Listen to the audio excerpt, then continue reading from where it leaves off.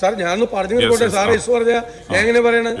എന്റെ ഒരു സെന്റൻസ് പോലും പൂർത്തിയാക്കാൻ സമ്മതിക്കണല്ലോ. ഇതൊക്കെ ഒരു റൈറ്റ് ആണ്. ഈ വിഷയം വളരെ ക്ലിയർ കട്ടായി പറഞ്ഞു.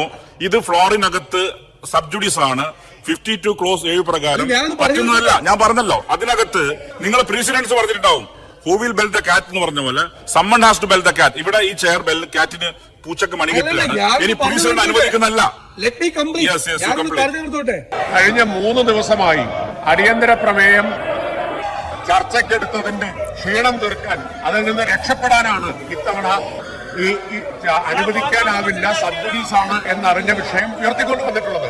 ഇന്ന് ഇരിക്കേണ്ടി വന്നാലോ എന്ന് ഭയന്നിട്ടാണ് സർ ഈ ആഗോള അയ്യപ്പ സംഗമം അട്ടിമറിക്കാൻ നടത്തിയ നീക്കങ്ങളെല്ലാം പരാജയപ്പെട്ടതിന്റെ ക്ഷീണവും കൊതിക്കറവും മൂലമാണ് സർ. ഇവരാദ്യം RSSുമായി ചേർന്ന് ആഗോള അയ്യപ്പ സംഗമം തടയും എന്ന് പ്രഖ്യാപിച്ചു. പിന്നീട് അവർ ഹൈക്കോടതിയിൽ പോയി. ഹൈക്കോടതി നടത്താമെന്ന് പറഞ്ഞു. അതിനെതിരെ സുപ്രീം കോടതിയിൽ പോയി. സുപ്രീം കോടതി കയ്യോടെ തന്നെ ഹർജി തള്ളി. എല്ലാ ശ്രമങ്ങളും പരാജയപ്പെട്ടപ്പോ സഭയിൽ RSSന് ആളില്ലാത്തതിന്റെ കുറവ് പ്രതിപക്ഷ നേതാവ് തന്നെ ഏറ്റെടുത്തിരിക്കുകയാണ്. ഇന്ന് എങ്ങനെ ശ്രമിച്ചാലും തള്ളാൻ ഇടയുള്ള ഒരു വിഷയം ഇന്നലെ രാത്രി മുഴുവൻ ഇരുന്ന് ഗവേഷണം നടത്തി കണ്ടെത്തിയതാണ്. അല്ലെങ്കിൽ ഇവിടെ വന്നാൽ ഒരു ചർച്ച അനുവദിച്ചാൽ ഇന്നലത്തെക്കാളും മിനിഞ്ഞാന്നത്തെക്കാളും കൂടുതൽ പരിഹാസ്യമായി ഇറങ്ങിപ്പോകേണ്ടി വരുമെന്നുള്ളൊരു ഗതികേട് മാറ്റാൻ വേണ്ടി മാത്രം നടത്തിയ ശ്രമമായി അത് കണ്ടാൽ മതി.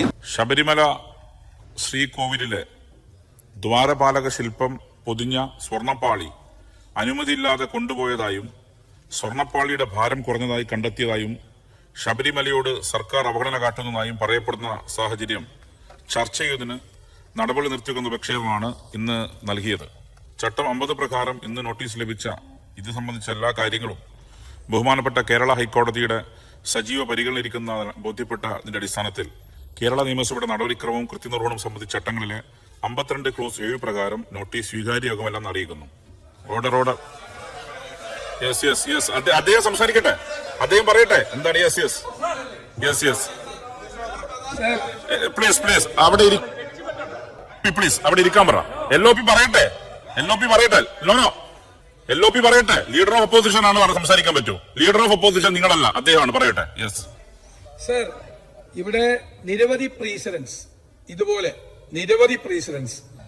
ഇതുപോലെ സബ്ജുഡീസ് ആണ് എന്ന് പറയുന്ന കാര്യങ്ങൾ പോലും ഇവിടെ ചർച്ചയ്ക്കെടുത്തിട്ടുണ്ട്. പല സർക്കാരിന്റെ സമയത്ത് ഇവിടെ എടുത്തിട്ടുണ്ട്. ഇഷ്ടംപോലെ പ്രീസിഡൻസ് ഇവിടെയുണ്ട്. ഇത് വളരെ ഗൗരവതരമായ ഒരു വിഷയമാണ്. ഹൈക്കോടതി വളരെ കൃത്യമായി ഇതിനെക്കുറിച്ച് അവരുടെ അഭിപ്രായം പറയുകയും അവർ അന്വേഷണം ഉത്തരവിടുകയും ചെയ്ത കേസാണ്. അവിടെ ഒരു ക്ലോഷർ ഉണ്ടായിട്ടുണ്ട്. അന്വേഷണത്തിന് ഉത്തരവിട്ടിരിക്കുന്ന കേസാണ്. ഗൗരവതരമായി ശബരിമല പോലുള്ള സാർ ഞാനൊന്ന് പറഞ്ഞു കൊടുക്കട്ടെ. സാർ യെസ് പറഞ്ഞ ഞാൻ എങ്ങനെ പറയണേ? എന്റെ ഒരു സെന്റൻസ് പോലും പൂർത്തിയാക്കാൻ സമ്മതിക്കില്ലല്ലോ. ഇതൊക്കെ ഒരു റൈറ്റ് ആണ്. സ്പീക്കർ ഇത് നിഷേധിച്ചാൽ ലീഡർ ഓഫ് ഒപ്പോസിഷന്റെ റൈറ്റ് ആണ്. എന്റെ ഒരു സെന്റൻസ് പോലും പറയുന്നതിനും എല്ലാ വാക്കിനും യെസ് പറഞ്ഞ എങ്ങനെ പറയും? അപ്പൊ ഇത് വളരെ ഗൗരവത്തോടു കൂടിയുള്ള ഒരു വിഷയമാണ്.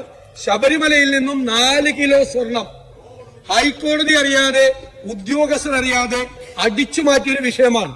ശബരിമല ഭക്തരെ മുഴുവൻ ഞാൻ പറഞ്ഞല്ലോ. ഈ വിഷയം വളരെ ക്ലിയർ കട്ടായി പറഞ്ഞു. ഇത് ഫ്ലോറിനകത്ത് സബ്ജുഡീസ് ആണ്. 52 ക്ലോസ് 7 പ്രകാരം പറ്റുന്നതല്ല. ഞാൻ പറഞ്ഞല്ലോ, അതിനകത്ത് നിങ്ങൾ പ്രീസിഡൻസ് പറഞ്ഞിട്ടുണ്ടാവും. ഹൂ വിൽ ബെൽ ദ കാറ്റ് എന്ന് പറഞ്ഞ പോലെ someone has to bell the cat. ഇവിടെ ഈ ചെയർ ബെൽ കാറ്റിന് പൂച്ചക്ക് മണികെട്ടിയാണ്. ഇനി പ്രീസിഡന്റ് അനുവദിക്കുന്നല്ല. പറഞ്ഞു നിർത്തോട്ടെ. ഗൗരവതരമായി അയ്യപ്പ ഭക്തരെയും വിശ്വാസികളെയും മുഴുവൻ വിഷമത്തിലാക്കിയ ഗുരുതരമായ പ്രശ്നമാണ്. ഗവൺമെന്റ് അവരെ സംരക്ഷിക്കുകയാണ്. ദേവസ്വം ബോർഡ് അവരെ സംരക്ഷിക്കുകയാണ്. ഉത്തരവാദിത്തപ്പെട്ട ആളുകളുടെ പിന്തുണയോടുകൂടി 4 കിലോ സ്വർണം ശബരിമലയിൽ നിന്ന് അടിച്ചു മാറ്റിയിട്ട് ഈ സഭയിൽ ഇത് അനുവദിക്കില്ല എന്ന് പറയുന്നത് വളരെ തെറ്റായ ഒരു കീഴ്വഴക്കമാണ് സാർ. ഞങ്ങൾ അതിൽ പ്രതിഷേധിച്ച് ഞങ്ങൾ വാക്കൌട്ട് ചെയ്യും. പാർലമെന്ററി മിനിസ്റ്റർ സാർ, അങ്ങ് ഇവിടെ ശരിയായി ചൂണ്ടിക്കാണിച്ചതുപോലെ ചട്ടത്തിൽ വളരെ വ്യക്തമായി പറഞ്ഞിട്ടുള്ള കാര്യമാണ്. അതറിഞ്ഞുകൊണ്ട് തന്നെയാണ് പ്രതിപക്ഷ നേതാവ് ഈ കാര്യം ഉന്നയിക്കുന്നത്. കഴിഞ്ഞ 3 ദിവസമായി അടിയന്തര പ്രമേയം ചർച്ചയ്ക്കെടുത്തതിന്റെ ക്ഷീണം തീർക്കാൻ, അതിൽ നിന്ന് രക്ഷപ്പെടാനാണ് ഇത്തവണ ഈ അനുവദിക്കാനാവില്ല, സബ്സിഡീസ് ആണ് എന്നറിഞ്ഞ വിഷയം ഉയർത്തിക്കൊണ്ടു വന്നിട്ടുള്ളത്. ഇന്ന് ഇരിക്കേണ്ടി വന്നാലോ എന്ന് ഭയന്നിട്ടാണ് സർ. ഇത് വളരെ വ്യക്തമാണ്. കേരള നിയമസഭയുടെ ചട്ടത്തിലുണ്ട്, പാർലമെന്റിന്റെ ചട്ടത്തിലുണ്ട്. കേരളത്തിലെയും ഇന്ത്യയിലെയും നിയമനിർമ്മാണ സഭകൾ പൊതുവിൽ പാലിച്ചു പോരുന്ന ഒരു കാര്യമാണ് സബ്ജുഡീസായി കോടതിയുടെ പരിഗണനയിലുള്ള വിഷയം ചർച്ച ചെയ്യാതിരിക്കുക എന്നുള്ളത്. സർ, 7 സെപ്റ്റംബർ 17 ഉത്തരവിൽ 3 ആഴ്ച കൊണ്ട് റിപ്പോർട്ട് സമർപ്പിക്കാൻ കോടതി ഉത്തരവിട്ടിരിക്കുകയാണ്. കോടതിയുടെ പരിഗണനയിലിരിക്കുന്ന വിഷയമാണ്. എന്നിട്ടും ഇത് കൊണ്ടുവന്നതിന്റെ ഉദ്ദേശം അദ്ദേഹം സ്റ്റേറ്റ് ചെയ്യട്ടെ, മിനിസ്റ്റർ പറഞ്ഞോട്ടെ, നിങ്ങൾ ഇന്ററപ്റ്റ് ചെയ്യേണ്ട കാര്യം മിനിസ്റ്റർ പറയട്ടെ. യെസ്. എന്നിട്ടും കോടതിയുടെ പരിഗണനയിലിരിക്കുന്ന വിഷയം അനുവദിക്കില്ല ചെയർ എന്ന് അറിഞ്ഞിട്ടും കൊണ്ടുവന്നത് ഈ ആഗോള അയ്യപ്പ സംഗമം അട്ടിമറിക്കാൻ നടത്തിയ നീക്കങ്ങളെല്ലാം പരാജയപ്പെട്ടതിന്റെ ക്ഷീണവും കൊതിക്കറവും മൂലമാണ്. സർ, ഇവരാദ്യം RSSുമായി ചേർന്ന് ആഗോള അയ്യപ്പ സംഗമം തടയും എന്ന് പ്രഖ്യാപിച്ചു. പിന്നീട് അവർ ഹൈക്കോടതിയിൽ പോയി. ഹൈക്കോടതി നടത്താമെന്ന് പറഞ്ഞു. അതിനെതിരെ സുപ്രീം കോടതിയിൽ പോയി. സുപ്രീം കോടതി കയ്യോടെ തന്നെ ഹർജി തള്ളി. എല്ലാ ശ്രമങ്ങളും പരാജയപ്പെട്ടപ്പോ സഭയിൽ RSSന് ആളില്ലാത്തതിന്റെ കുറവ് പ്രതിപക്ഷ നേതാവ് തന്നെ ഏറ്റെടുത്തിരിക്കുകയാണ്. അതെ, സാധാരണ നമ്മൾ പറയും അങ്ങാടിയിൽ തോറ്റതിന് അമ്മയോട് എന്ന് പറയും. ഇവിടെ കോടതിയിൽ തോറ്റതിന് ചെയറിനോടും സഭയോടുമാണ് ഇപ്പൊ പരാക്രമം കാണിച്ചുകൊണ്ടിരിക്കുന്നത്. ഇത് വളരെ വ്യക്തമായിട്ടുള്ള കാര്യമാണ്, അനുവദിക്കാനാവില്ല എന്നുള്ളത് അത്തരമൊരു ചട്ടങ്ങളിൽ വ്യക്തമായിട്ട് പറഞ്ഞിട്ടുണ്ട്. പിന്നെ കീഴ്വഴക്കം എന്ന് പറഞ്ഞാൽ കീഴ്വഴക്കത്തിന് മുകളിലാണ് ചട്ടം. ബഹുമാനായ പ്രതിപക്ഷ നേതാവ് പറഞ്ഞൊരു ഇതുള്ളത് അത് ക്ലോസ് ചെയ്തെന്നാ പറഞ്ഞു. ക്ലോസ് ചെയ്തിട്ടില്ല, വീണ്ടും ഡേറ്റ് ഉൾപ്പെടെ വെച്ചിട്ടാണ് കേസ് മാറ്റി വെച്ചിട്ടുള്ളത്. അപ്പൊ അങ്ങ് 30-ാം തീയതിക്ക് വീണ്ടും കേസ് വെച്ചിട്ടുണ്ട്. അപ്പൊ അങ്ങ് പറഞ്ഞ പോലെ കോടതിയുടെ പരിഗണന ഇരിക്കുന്ന ഒരു വിഷയം അത് അടിയന്തര പ്രമേയത്തിന്റെ ചർച്ചയാകരുത് എന്നുള്ള ചട്ടം വളരെ പ്രസക്തമാണ്. ബഹുമാനായ പാർലമെന്ററി കാര്യ ഉപമന്ത്രി പറഞ്ഞതുപോലെ ഇന്ന് എങ്ങനെ ശ്രമിച്ചാലും തള്ളാൻ ഇടയുള്ള ഒരു വിഷയം ഇന്നലെ രാത്രി മുഴുവൻ ഇരുന്ന് ഗവേഷണം നടത്തി കണ്ടെത്തിയതാണ്. അല്ലെങ്കിൽ ഇവിടെ വന്നാൽ ഒരു ചർച്ച അനുവദിച്ചാൽ ഇന്നലത്തെക്കാളും മിഞ്ഞാന്നത്തെക്കാളും കൂടുതൽ പരിഹാസ്യമായി ഇറങ്ങിപ്പോകേണ്ടി വരുമെന്നുള്ളൊരു ഗതികേട് മാറ്റാൻ വേണ്ടി മാത്രം നടത്തിയ ശ്രമമായി അത് കണ്ടാൽ മതി. കേരളത്തിലെ വിശ്വാസ സമൂഹം കേരളത്തിലെ വിശ്വാസ സമൂഹം കക്ഷി രാഷ്ട്രീയത്തിന് അതീതമായി ദേവസ്വം ബോർഡിന്റെ നേതൃത്വത്തിൽ ദേവസ്വം വകുപ്പിന്റെയും എല്ലാം സഹായത്തോടു കൂടി ആഗോള അയ്യപ്പ സംഗമം മഹാസംഗമം നടത്താൻ എല്ലാ തയ്യാറെടുപ്പും നടത്തിയിരിക്കുകയാണ്. അപ്പൊ അതിലിപ്പോ എങ്ങനെയെങ്കിലും പങ്കെടുക്കാതെ പോകുമ്പോൾ ഒരു ജാള്യം എങ്ങനെ മറയ്ക്കണം എന്ന ശ്രമം ഈ രൂപത്തിൽ കൊണ്ടുവരുന്നത് അങ്ങേയറ്റം തെറ്റാണ് എന്നാണ് സൂചിപ്പിക്കുന്നത്. ബഹുമാനപ്പെട്ട ദേവസ്വം മന്ത്രി. സർ, ഈ വിഷയത്തെ സംബന്ധിച്ചിടത്തോളം വളരെ വ്യക്തമായി പാർലമെന്ററി കാര്യമന്ത്രിയും നിയമമന്ത്രിയും സൂചിപ്പിച്ചു.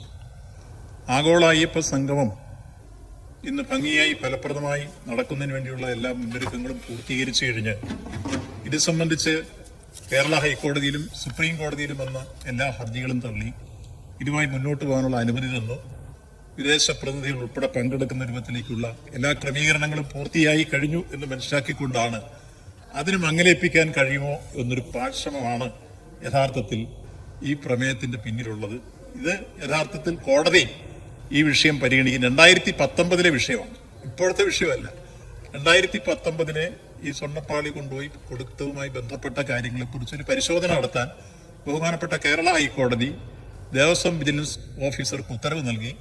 30-ാം തീയതി വീണ്ടും ഈ കേസ് അന്വേഷിച്ച് റിപ്പോർട്ട് കൊടുക്കാനും പറഞ്ഞിട്ടുണ്ട്. അത്രത്തോളം നടപടിയിൽ വന്ന ഒരു കേസിൽ ഇതെടുത്തു കഴിഞ്ഞാൽ സബ്ജുഡീസ് ആവുന്ന അങ്ങയുടെ റൂളിംഗ് ഇവിടെ സൂചിപ്പിച്ച പോലെ റൂൾ 52 അനുസരിച്ച് വളരെ ശരിയാണ്. അതിനെ സ്വാഗതിച്ചു. ശ്രീ മാത്യു ടി ശ്രദ്ധ ക്ഷണിക്കൽ. ശ്രീ മാത്യു ടി തോമസ്, ബഹുമാനപ്പെട്ട തദ്ദേശ സ്വയംഭരണം എക്സൈസ് പാർലമെന്ററി കാര്യ ഉപമന്ത്രി. ഞാനൊരു വിഷയത്തെ സംബന്ധിച്ച് സൂചിപ്പിച്ചത് കഴിഞ്ഞ ഓണക്കാലവുമായി ബന്ധപ്പെട്ടുള്ള പറവൂരിലെ ഔട്ട്ലെറ്റിലെ ഉദ്ഘാടനത്തിൽ ബഹുമാനപ്പെട്ട പ്രതിപക്ഷ നേതാവ് അദ്ദേഹം നടത്തിയ പ്രസംഗം അദ്ദേഹം അവിടെ സംസാരിച്ചതിനെ കുറിച്ചാണ് ഞാൻ ഇന്നലെ അവതരിപ്പിച്ചത്, ഇതിന്റെ കൂടെ പറഞ്ഞത്. പക്ഷെ അദ്ദേഹം ഇന്നലെ പറഞ്ഞത് സഭയ്ക്ക് നിരക്കാത്ത വാക്കാണ്, പച്ച കള്ളമാണ് മന്ത്രി പറഞ്ഞതെന്നാണ് ഇന്നലെ പറഞ്ഞത്. അദ്ദേഹം വിളക്ക് കൊളുത്തി തിരിച്ചു പോവുകയല്ല, അത് വേറെ ഒരു വാക്ക് പോലും പറഞ്ഞില്ലെന്ന് പറഞ്ഞു. ഞാൻ കൃത്യമായി അതിന്റെ വീഡിയോ, അതിന്റെ ക്ലിപ്പിംഗ്സ് ഈ സഭയിൽ ഹാജരാക്കാൻ തയ്യാറാണ്. അത് രേഖയിലുണ്ടാകാൻ